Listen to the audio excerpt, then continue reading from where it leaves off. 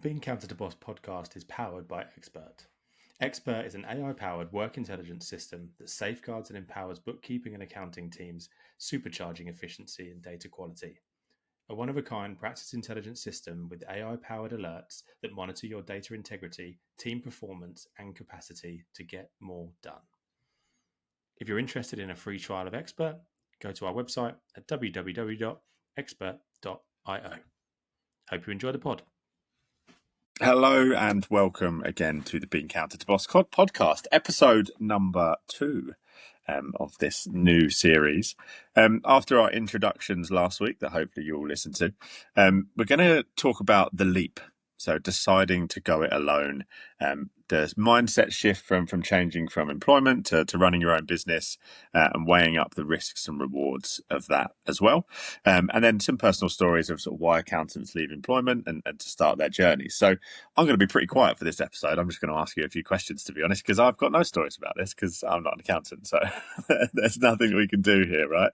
But yes, I think that we'll start kind of just by asking the question of, what pushed you guys to set up your own practice? What was the catalyst for you, and why did you do it? And I think always ladies first, right, Amy? So we'll go with you first.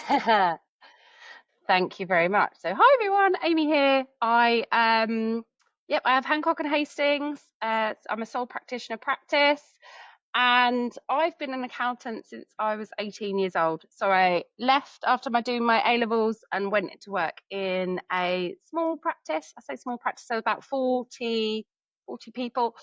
Stayed there for 11 years, went to another practice that was closer to London to do a bit more advisory work. I wanted to a little bit more, and stayed there for 8 years. So, and then went alone. Whilst I'd moved practices, I had a lot of friends in the construction industry that had to go. We had this time, you might remember 2013, 2015, where a lot of construction companies were encouraging their subcontractors to go limited to avoid the potential IR35. So I had a lot of friends that were like, oh, I'm going limited. What do I do? So I was helping them out a bit and helping a few more. So I decided to register myself with a practicing certificate. So I got that in 2015 and then started to help them as a side hustle. So Hancock and Hastings was a side hustle for 8 years. So I was working full time, doing audit, loving life, and then coming home and doing tax returns and bookkeeping and VAT returns for friends. And gradually that grew and grew and grew.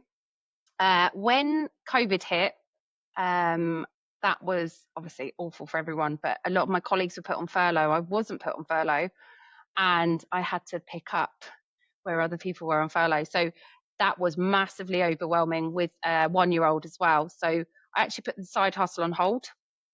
I kind of distributed clients around accountants I knew or brought them in.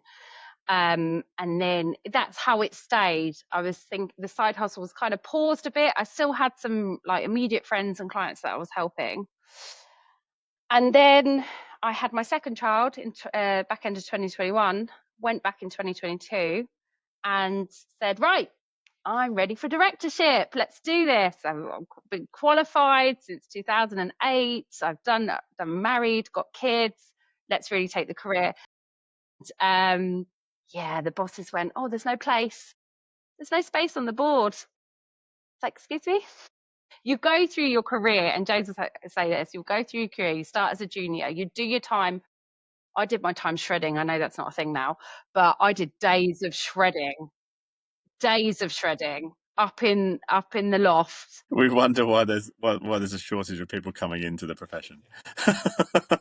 I don't think that. I don't know what juniors now are doing, like bank processing, aren't they? Now must be, but yeah, I was shredding. And you go through your career. You study your, like for me, ACCA, or you do your AAT or ICAW. You go through that, and then you're like, right, I'm a senior now. Let's do some senior work. Now I want some portfolio. Now I go up, and I was kind of at this manager level for, oh gosh, it must have been about 10 years. I was at this manager level. Now in the audit industry, there is a massive shortage. So audit managers are few and far between. So I think they wanted me to stay there. I think they because actually to this day, I left 2 years ago. I've not been replaced. So it was I think it was a little bit of that. They had an exiting director whilst I was on maternity leave, so they absorbed his shares. So I think it was a little bit of all, or maybe they just didn't like me and just didn't want to tell me. I don't know. Anyway, I went, okay, I've got this side hustle. I had my practicing certificate, because I got that in 2015. I had my audit qualification. So, okay, let's actually use it. Let's go. And I worked about 8 months side by side building up. I was the sole earner in the house, because my husband, Gary, he'll feature a bit in this, he looked after the kids. So I worked 2 jobs effectively for that time period, and then left in May 2023 and went, I'm a business owner, which I still don't believe to this day, but we'll get into that in a bit. But yeah, it's kind of wasn't intentional necessarily, but I had the structure there, so I could do it. I do think we need to get Gary on the podcast at some point. I mean, you'll just end up talking Lego and trainers, to be honest. No, but he's come into the business as well, right? So he's got a story to tell too. So we can chat together. We'll bring him. We'll do a mini pod with Gary. Yes. Yeah. Just questions. Just me and Gary. No, just me and Gary. Yeah. And James, what kind of pushed you to go through? Well, obviously my journey is very different to Amy's. Obviously, I was a sports coach and I had a coaching business, and I hurt myself. And I think if I went back, I think I entered the world of accounting when I was 31 years old. So, okay. For me, it was last year. Then. Basically, yeah. It's been a phenomenal.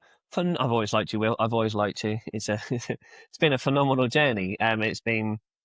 So obviously I had a business and went to accountancy, found a practice to take me on, and that was literally a humbling experience to sort of go back to the bottom of the pile, as Amy says. I remember the days of shredding and putting files together, understanding a permanent file, a working paper file, and all that sort of malarkey that comes with the joys of being a trainee. And they supported me through my ACCA, but at the same time, I had a few friends coming to me and go, you're an accountant. Do you want to come and do my stuff? And I was like, I can't, because of the rules of ACCA. I can't do it because I was a member, a trainee sort of thing. My accountant, when I was coaching business, we're still now very good friends. He's now my business partner. He said, why don't you put it under him? And I worked for him on the side. So that meant I was under his, I was basically in that second job. So we then, it went from there and it grew a bit.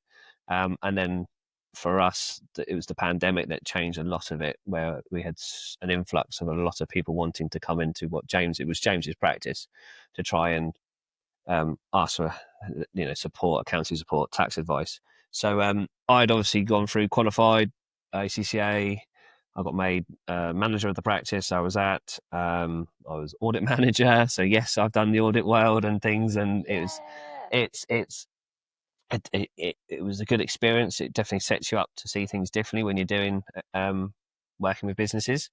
But the practice I was at, I always knew the main partner was going to walk away, retire, and then the other partner was going to buy him out, and there was no room for me. There's a ceiling, and I wasn't able to go beyond it. And it wasn't like an ego thing. It's just a case of James's thing was growing really big, and he said, look, you're helping me get there, why don't we do this 50-50?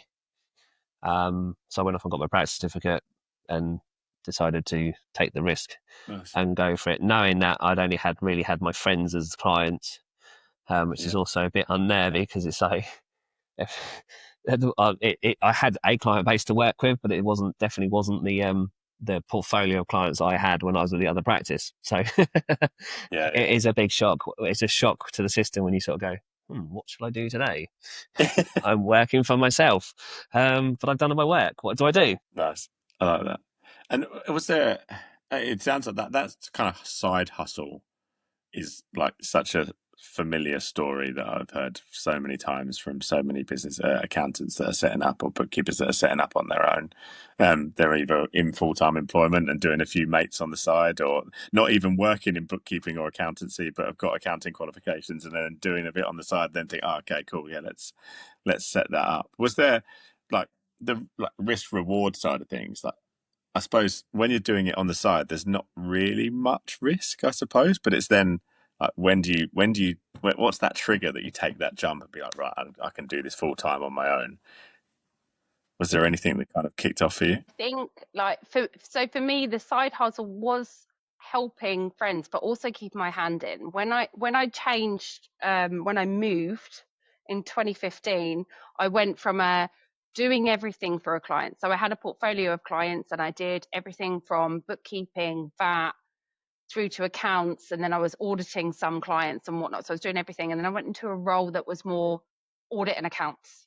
Yeah. And I didn't do those kind of outsourcing, and I definitely didn't do any personal tax. So Yeah.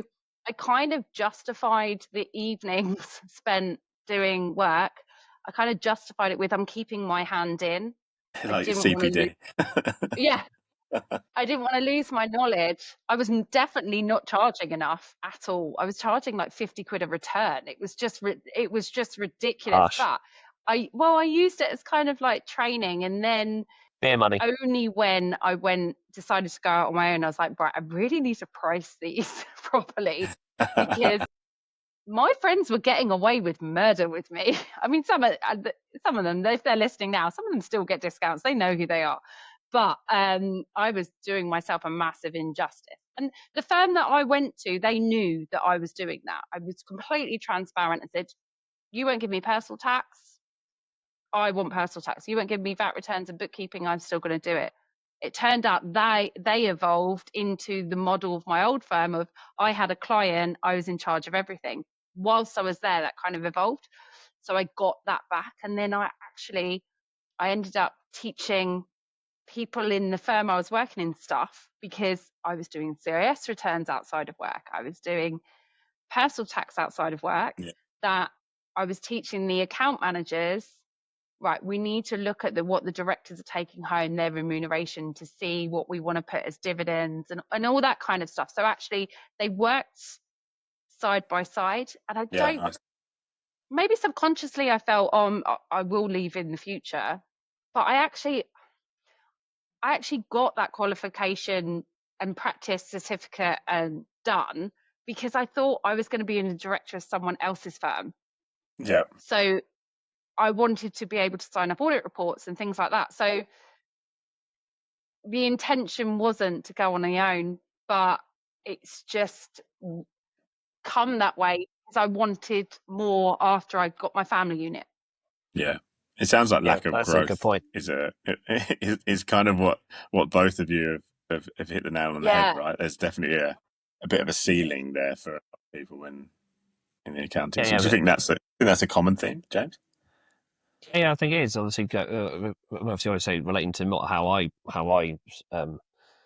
got into this, and you sort of say when's it the time to sort of make the jump?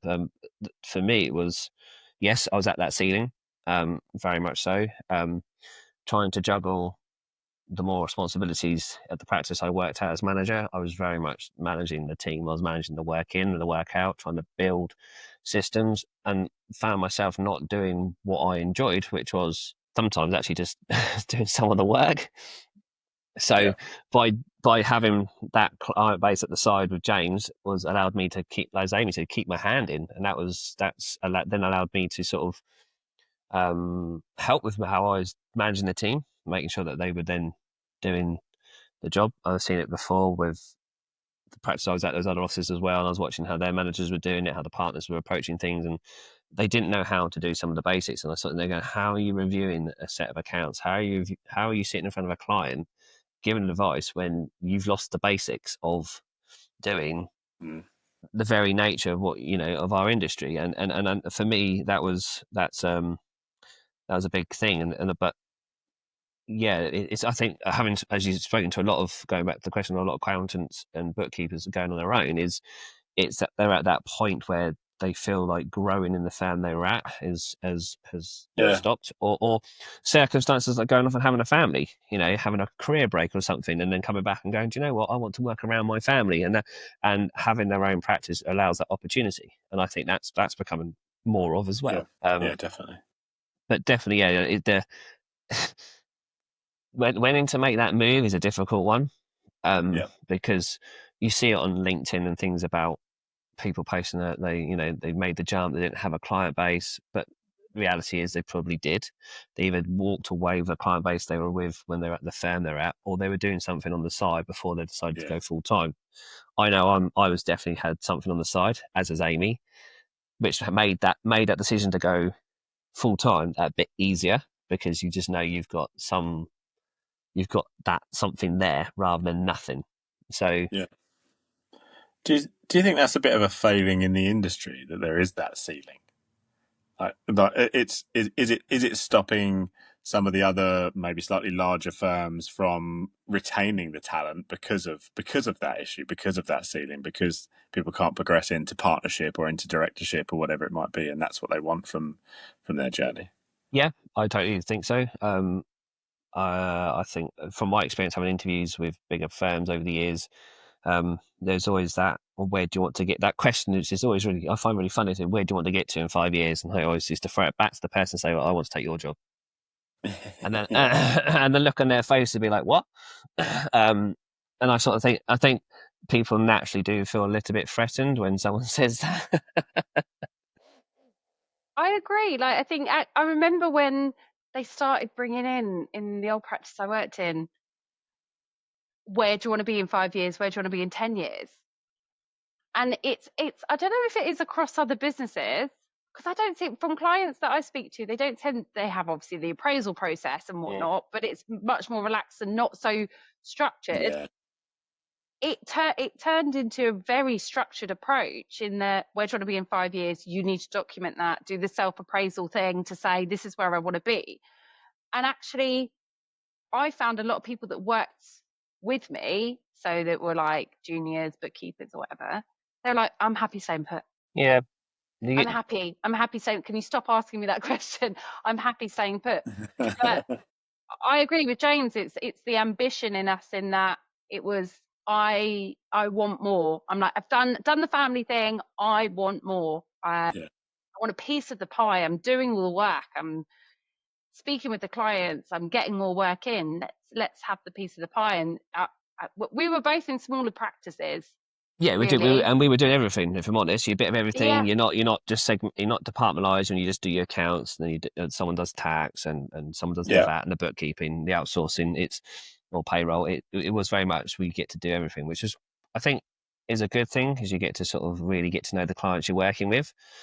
But also it comes with that then is, where do you go next question, and I think that's where a lot of us find is, where are we going with our journey. I think the reason why I ended up working on my own business is I had a business. So I always felt like I was always the difficult one in the office, not intentionally, because I always ask questions, because A, I want to learn, and B, I want to make sure I'm doing the best job possible. Yeah, that's interesting, actually, because you're a business owner before you became an accountant, right?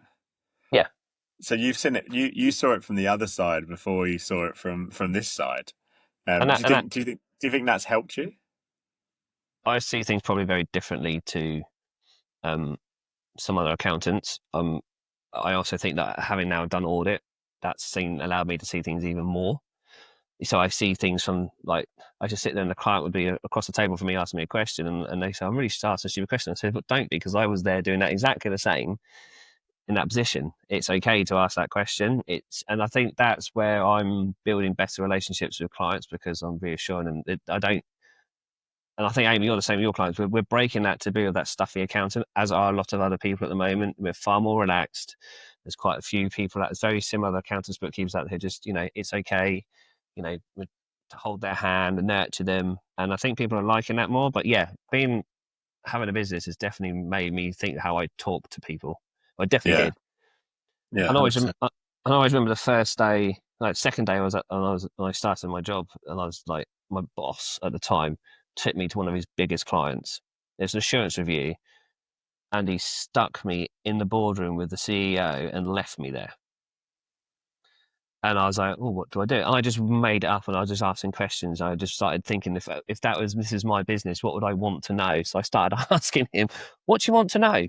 What is it you really want from us? And how can we help you? And we're here doing this, but what do you want to get out of it? And because I started doing that, I thought I've just, excuse the term, really blundered my way through it. I was going to say someone else then, but on the podcast, I can't swear. No, you can definitely swear. Okay.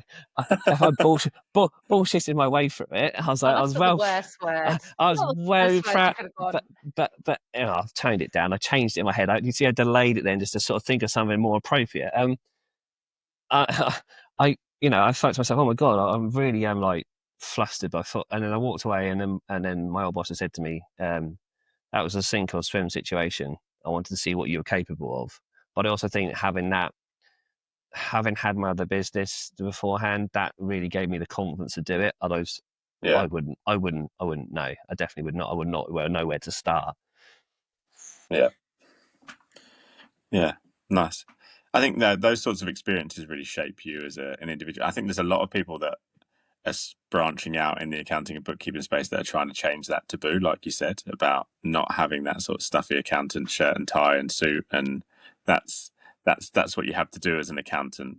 And I think when you look at the target demographic, most business owners now are probably going to be, as we get up, are going to be like your 20, 25, 30-year-olds that have come up, that were born in 1990. I was a junior school. That's shocking. 2000s, mate. 2000s. Yeah, even they're coming through. 100%. When I see that, I'm like, oh my God. But they are so tech savvy. Yeah, and so tech savvy. That's the key point. Like, Will, you were with my team yesterday, and I've got a new team member who's probably he just knows how to do stuff a lot better than me. Isn't it, Will? If you're honest, yeah. And she's gonna. Yeah. I'm like, okay, I need to watch what you're doing so I can really learn. Yeah. I've got nothing to help you on that front, but I agree with you on that. They are again, I say, pushing the boundaries for the better. Yeah. Yeah, I think those sorts of business owners aren't going to want your typical accountant, right? They're going to want people that can relate to them, can be open, or they can ask questions too and actually get some advice from. Do you think that has helped you kind of grow the business, being that sort of relatable and being able to work better with your clients in that way? For me, that is my business. I can do all the technical stuff, but clients come to me for me and the access to me. Yeah, and they're always on WhatsApp doing your voice notes, walking around. I mean, I do. I'm really bad. I did this at Accountex, and people were talking to me, and then I read a WhatsApp, and I'm talking into my phone mid-conversation. I'll be there talking to Amy, having a chat about this podcast, and then next thing you know, I tell her, where's she gone? And she stood there in the middle of the floor just talking like this. She's, oh, sorry, I was talking to a client. I was like, oh, okay, brilliant, thanks. It's the accessibility point for me. So I always found, coming from 20 years of doing timesheets, people, that was just painful. Clients wouldn't ring because they know they'd get a bill. Yeah. And then you get someone like, I've taken over a client that put their company car through the business, and we're talking a hefty diesel, I think, and the benefit in kind is going to be huge. So I'm like, please don't ever do that. Like, talk to me before you make any purchases that you're not sure about. But they'd be scared they were going to get a bill at the end of the day. Yeah. So I set up this practice in a monthly subscription model. We do time logs rather than time sheets, and that's more for, I've got an apprentice, and we've got to do stuff with that. But yeah, being available and approachable was kind of what I decided that I definitely wanted to be, and not charge having to charge. It does mean that probably they get a little bit of advice for free, and we will go into that in another episode. But yeah, keep it being. The communication is the key, and exactly what we were saying about the younger kid. They're not kids, they're adults. 20-year-olds coming through. They're younger Sorry, kids you to can me, tell Amy. They're younger kids to my me. age now. Oh my god. Well, I'm I in my still feel like I'm 40s now. I'm 20. allowed to say that. But they can use technology to do the bookkeeping. I'm having conversations with clients that are doing their own processing from their banking app. They don't need me to do that. Some people still do, but a lot of them that are coming through. So actually they need to have the conversations with us about what we can claim. I've got a bit of spare cash, like what can I do, and all those kind of conversations that I love to talk. So actually it works perfectly for me. Yeah, exactly. Yeah, and ultimately, amazing. right, it's a service business, right? Professional service. You still offer that service, right, to those clients, and if that's what they need, then that's the service that you need to offer. Yeah. I mean, the amount of people of our clients who just pick up the phone, I say the nitty gritty stuff's done within a minute or two, and it ends up just being a chat. They want to talk about their stuff. They want to see how I am, or the family are doing. It ends up being quite a personal relationship we've got with quite a lot of our clients, and I think that's what has made us stand out. And if there was one bit of advice that you'd give to someone that's maybe considering taking the leap right now, what would you say to them? I know I've put you on the spot here, haven't I? But yes, Amy, go on. So I would say start watching your social channels for people that have done it. Mm-hmm. The reason I say this is when I decided, September 2022 is when I decided, that's it, I'm off, see you later. I still worked full time, and then I built up the business in the evening. So that was a good, fun couple of months. And I started following a certain lady called Jerry Williams. And that's when she created her Accountants Wealth Academy. And it gave me comfort that things that I was thinking about, someone else had done it, and other people that were in the same position as us. Yeah.